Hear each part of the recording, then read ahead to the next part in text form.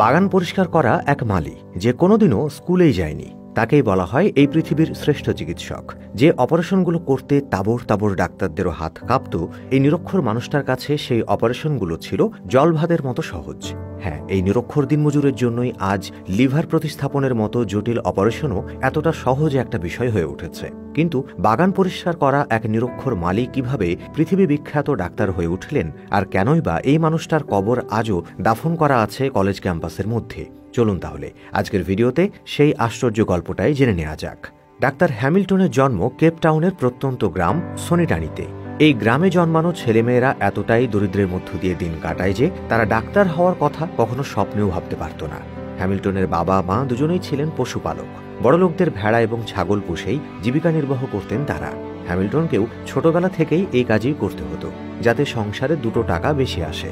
ফলে কোনোদিনই স্কুলে যাওয়া হয়নি হ্যামিল্টনের বয়স তখন মাত্র 19। আচমকাই একদিন অসুস্থ হয়ে পড়ল বাবা। তখন বাবার চিকিৎসার খরচ জোগাতে একটু বেশি টাকা উপার্জন করার আশায় কেপটাউন সিটিতে পাড়ি দিল হ্যামিল্টন।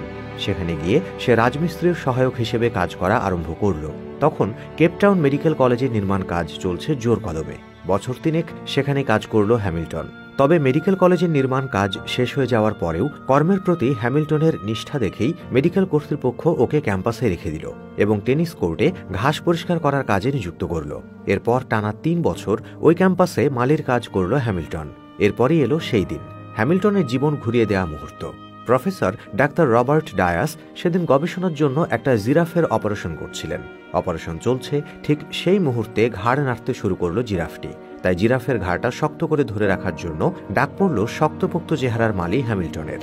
বাগান থেকে সোজা অপারেশন থিয়েটারে পা রাখল হ্যামিল্টন, আর তারপর টানা 8 ঘন্টা জিরাফের গলাটা ধরে দাঁড়িয়ে থাকল। এর মাঝখানে গবেষকদের টিম কয়েকবার বিরতি নিলেও এক মুহূর্তের জন্য নিজের জায়গা থেকে নড়ল না হ্যামিল্টন। কিন্তু অপারেশন সমাপ্ত হতেই সে চুপচাপ বেরিয়ে গিয়ে আবারও বাগানের ঘাস কাটতে লাগল। প্রফেসর রবার্ট ডায়াস হ্যামিল্টনের এই দৃঢ়তা এবং কর্মনিষ্ঠা দেখে আপ্লুত হয়ে গেলেন। তাই পরের দিনই তিনি হ্যামিল্টনকে ঘাস কাটার কর্মী থেকে সরাসরি অপারেশন থিয়েটারের অ্যাসিস্ট্যান্ট হিসেবে পদোন্নতি করিয়ে দিলেন। এরপর একদিন ডক্টর বার্নার্ড এক রোগীকে অপারেশন করার পর সেই রোগীর পায়ে স্টিচ করার দায়িত্ব দেন হ্যামিল্টনকে। হ্যামিল্টনের হাতে সুনিপুণ সেলাই দেখে অবাক হয়ে যান ডক্টর বার্নার্ড। তাই তারপর থেকে বিভিন্ন সার্জনরা সেলাই করার দায়িত্ব দিতে থাকেন হ্যামিল্টনকে।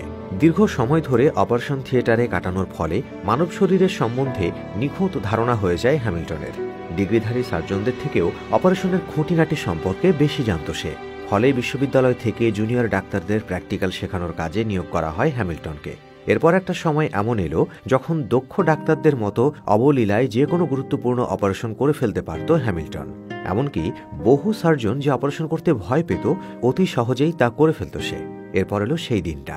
1970 সালে কেপটাউন ইউনিভার্সিটিতে লিভার প্রতিস্থাপন নিয়ে একটি গুরুত্বপূর্ণ গবেষণা শুরু হলো। সেই গবেষণা চলাকালীন হ্যামিল্টন নিজে মানব লিভারের মধ্যে এমন একটি ধমনী চিহ্নিত করলেন, যার কারণে সারা বিশ্বের ডাক্তারদের জন্য লিভার প্রতিস্থাপন বিষয়টা অত্যন্ত সহজ হয়ে যায়। আর এই যুগান্তকারী পদক্ষেপের জন্যই হ্যামিল্টনকে ভূষিত করা হয় ডাক্তার উপাধিতে। জীবনের 50 বছর কেপটাউন বিশ্ববিদ্যালয়ে কাটিয়ে দেন ডাক্তার হ্যামিল্টন। পরবর্তীকালে কেপটাউন বিশ্ববিদ্যালয়ের তরফ থেকে তাকে মাস্টার OF মেডিসিন সম্মানে ভূষিত করা হয়। কর্মজীবনের 50 বছরে নাকি একদিনও ছুটি নেননি ডাক্তার হ্যামিল্টন।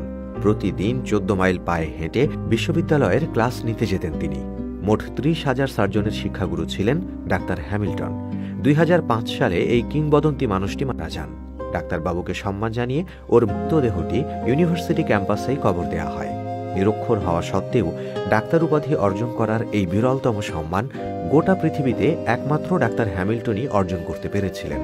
আপনি সত্যি একজন লিজেন্ড স্যার। আমাদের পেজের পক্ষ থেকেও আপনাকে জানাই কুর্নিশ।